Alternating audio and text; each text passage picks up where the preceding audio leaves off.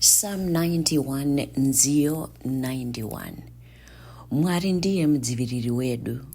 Munhu anogara mudumba rokumusoro-soro anogara mumumvuri wasamasimba ose. Anogona kuti kuna tenzi, ndimi diziro rangu nhare, nokuti achakununura kumunhu anokuteya zvakaipa uye kudenda rinoparadza.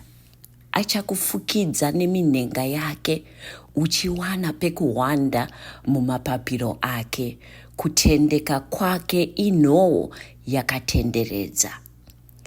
Zvinotyisa zvousiku hauzozvityi, kana museve unokandwa masikati, kana mharadzi dzinofamba murima, nyangwe zvinoparadza masikati machena. Kurutivi rwako kungawire zvako churu, kurudyi kwako kugowira 10 rezviuru, asi iwe hapana chinokusvika.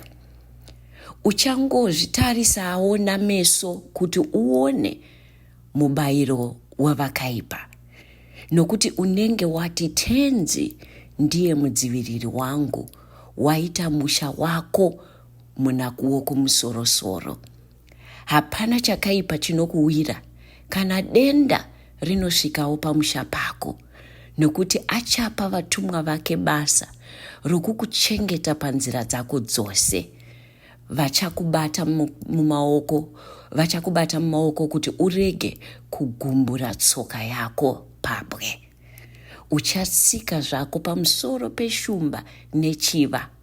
Shumba ino chaiyo yechidiki nenyoka uchazvitsika-tsika pasi petsoka dzako.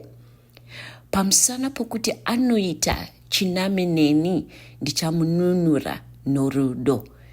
Ndichamudzivirira nokuti anoziva zita rangu. Akadana kwandiri, ndichamupindura. Ndichava naye munhamo. Ndichamununura ndichimuremekedza. Ndichamugutsa neupenyu hurefu, ndigoita kuti aone ruponeso rwangu.